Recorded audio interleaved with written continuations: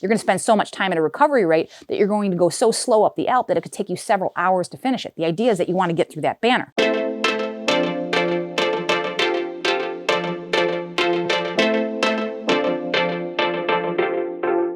Hello friends, welcome back to the channel. If you are new here, my name is Sarah and I make videos about health and fitness and all of those funky things, endurance sport, not to be confused with that other F word that I use far more frequently than I would like. But if you're into that sort of thing, well, you know where the buttons are. We're shameless creators. We're constantly going to be asking you, hit the subscribe button, the like button, the bell button, all of the things buttons, you know, just little press. If you feel so compelled, I'm not going to tell you what to do. I'm not the boss of you. But I appreciate you, so thanks for coming along. But today we are continuing on a theme of Zwift videos. I know I've done a lot of these over the last month because this is the time of the season that people are shifting from outdoors to indoors. Tons of new people to Zwift, and let's face it, indoor training kind of sucks, and the best way to stay adherent to it is making it fun, and Zwift does a fantastic job of that. So I'm making a lot of videos this time of year to help people get in and get the most out of Zwift, and then we can kind of move into more training relevancy and things for the summer and all sorts of fun stuff when it comes to cycling and endurance sports. So hopefully you guys are getting some value out of these videos. But we've been talking a lot about how you level up in Zwift. Most of us don't want to be stuck at those single-digit levels for an extended period of time. We're trying to work ourselves towards that elusive level 50. And I've been talking a lot about route badges. I got one more video to come for you guys on that. And using meetups to be able to kind of bypass certain things. And one question that comes up quite a bit is, well, I've heard that workouts can earn you more experience points than free riding. Is that true? And depending on where you look out there, you're going to find some confounding answers. And that's because it's not super straightforward. There's a special way that Zwift calculates XP during workouts, and it's not always going to be a clear-cut, yes, you're going to earn more experience points, or no, you are not. So this video is going to help you to understand how Zwift calculates XP during workouts so you can kind of make that decision. Now let's be clear, if you're going to do a structured workout, you should be doing it so that you can get fitter and faster, and you really shouldn't be concerned with how many experience points you're going to earn in the course of a workout. But where it might become relevant is, what course are you going to choose? Should you pair up a route badge campaign with using a workout, or should you just separate those out? So hopefully this video will help to kind of get you up to speed into how Zwift is going to calculate those experience points so you can maybe make a more informed decision. So we have to lay out a couple of ground rules to the experience points when it comes to workouts so that you can understand what you're getting yourself into. And that's A, if you're brand new to Zwift or you're newer, you need to understand that the primary way of earning experience points is through covering distance. And you get 30 experience points for every mile if you're in Imperial, or you get 20 experience points for every kilometer if you're in metric. So you get a slight mathematical advantage if you were in metric versus Imperial, but just set it and forget it. That's the basic way to earn experience points. Why am I repeating that? That is because when you are in workout mode, you are completely eliminating that source of experience points earning. So you are forfeiting your right to earn experience points based on distance, and you're going to supplant it with this experience points earning that you're going to get through the workouts. The other thing that you are going to forfeit is any type of earnings potential that you might get through an arch. So if you pass through the arch and you spin the wheel for something like a power-up, power-ups aren't going to do you very much good in a workout. But what you do have the potential to earn through those arches are those little and big plus signs where you can earn a big bulk of experience points. Those are no longer relevant when you are in workout mode. The only way you earn points in workout mode as you go is through the actual calculator that I'm going to show you here. Now the exceptions are as follows. You will earn route badges in workout mode, so you don't have to worry about forfeiting your right to those. And the arch at the top of Alp to Zwift, that is because it's a special type of wheel for an actual prize. You will still get your bulk sum of experience points, and you will get the potential to unlock the helmet, the gloves, or the wheels. So you don't have to worry about negating that with workout mode. Let's talk about how we're going to earn experience points in workout modes. The way that Zwift calculates experience points in workout mode is based on blocks of time against power. But it does not have anything to do with intensity. So it might be tempting to think that, well, the higher intensity workout will earn me more experience points. If I'm at a higher percentage of my FTP, I'm going to earn more experience points. It's completely untrue. It's literally only based on the 4 types of time blocks, regardless of what the power setting is or what the percentage is of your FTP. Certainly in a perfect world, we'd like to see that our harder efforts be rewarded with more experience points, but right now, Zwift has really just come up with kind of a middle ground. If you really think about it, people would just game the system and turn their FTP way down and then get a really high achievement of that particular FTP by setting really hard workouts and gaining more experience points. So they found kind of a middle ground that works. Is it ideal? No, but it keeps people from really gaming the system to a very unfair advantage. So I'm going to go through the 4 different types of blocks and I'll show you how you're going to earn some points. So starting with the first type of block, we have a ramp up or a ramp down. Now, typically you're going to find this at the beginning and the end of a workout. It's basically where, whether you've taken a prefab workout or you're constructing one on your own, you take a beginning and ending source of power, you pick a time frame, and then Zwift will ramp up your power, whether it's on screen or in erg mode, over that period of time until you reach that max level power that you've set in the game. Now, you can find them in the middle of the workout as well. Sometimes it's just an interval unto itself, whether you're working up to a high level of power or maybe working your way down from a high level of power. Anything that follows this ramp up or ramp down structure is going to have the same potential for points earnings. And at that point, you are going to be earning between 5 and 6 experience points per minute. It's not really exact, so we're going to call it 5.5 just to kind of give you a good baseline to work with. So in this instance, if you're doing a 5-minute ramp up for your warm up, and you're earning 5.5 experience points per minute, you're gonna earn roughly 28 experience points by the time that warm-up is done. Now, if you wanna do the math and try to figure out how fast you would have to go in free ride mode to get the same earnings potential for points, well, if you break down that math, if you're Imperial, you're going to be at 11 miles per hour, or in metric, 16.5 kilometers per hour.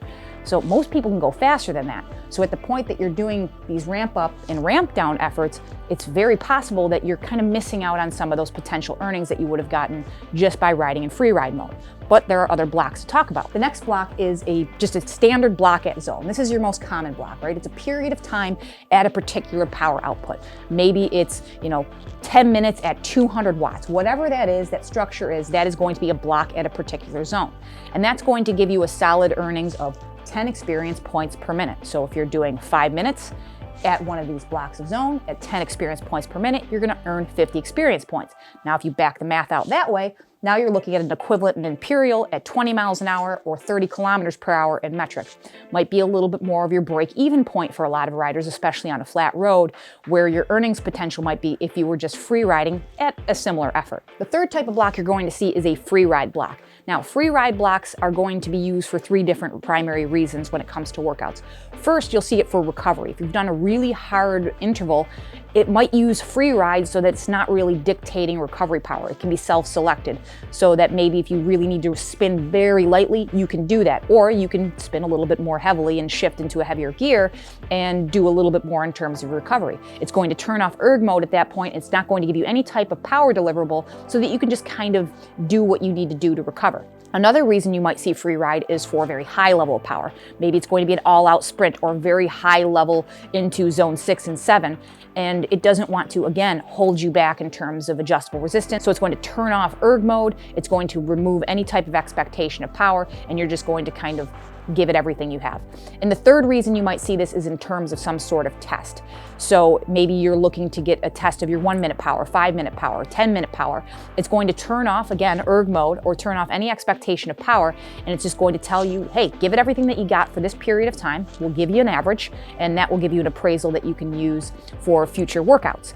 So at that point, you're going to have a pretty low earnings potential. Unfortunately, regardless of whether you're way up here in power or way down here, you're gonna earn the same thing, and you're gonna earn that 5.5 experience points per minute, much like the ramp up and the cool down. Again, equating to that 11 miles an hour or that 16.5 kilometers per hour. The last type of block you're going to see are interval sets. Now, these are just blocks at a zone, but they're repeated. So once you've duplicated or put something in triplicate, every time you've repeated identical blocks, Zwift is going to read that as interval sets, and it's going to give you a little extra earnings potential for your experience points. So in this case, you're going to earn 12 experience points per minute, and that's going to equate to 24 miles an hour or 36 kilometers per hour. So now you're probably going to get quite a bit of a benefit. For most riders on a flat road or typical surfaces, you're going to see a bit of a benefit for being in this type of zone. But you can see a lot of these types of workouts are very variable. So you're going to have a combination of all these different types of blocks. So you might have to calculate that out. Hey, am I doing better in terms of speed, in mileage, or am I doing better in terms of workout earnings potential? Now, there's a caveat to the earnings potential in your workout zone, and that is your ability to earn stars. So if you've ever done workouts in Zwift, you'll know that you earn stars based on your adherence to the prescribed power. So if you were within about 11% of the prescribed intensity by way of power and time, you're going to earn a full star. And just a note here, cadence does not actually apply. So a lot of times you'll get a cadence recommendation. If you're really off the mark in terms of cadence, that's okay. That's not going to affect your stars. It is literally just going to make sure that you are within about 11% of the power, plus or minus, and that you're completing the interval within about 11% of the total elapsed time. If you are underneath that threshold, so if you're over or under by 12% or more, or if you've missed more than 12% of the time elapsed, you are going to get a half of a star. And a half a star is going to reduce your points earning potential to 70%. So if you're doing a 10-minute time block at maybe 200 watts and you only get a half a star, instead of earning that 10 points per minute, you're only going to earn 7 points per minute. And if you really screw up the interval, you're going to get no stars. And no stars is going to earn you 1 experience point per minute. I actually don't know the lower threshold for getting 0 stars. It could be 50%, it could be 70%. I'm not entirely sure, but if you really just completely blow the interval, expect to really be penalized in terms of your experience points potential. It's not going to do very good for you at 1 experience point per minute. Another piece that comes up when it comes to this type of earnings is, well, what happens if I feel like I'm not quite on my game that day, if I have to turn that bias down? You don't have to actually go in and turn your FTP down. You can go into the companion app and you can actually turn down a percentage bias. Maybe you're coming back from an injury or some extra days off, or maybe you were sick and you want to turn it down by 10%. You can do that, and that will just change your deliverables here, and that way you can still earn full stars. It really doesn't care what your FTP is.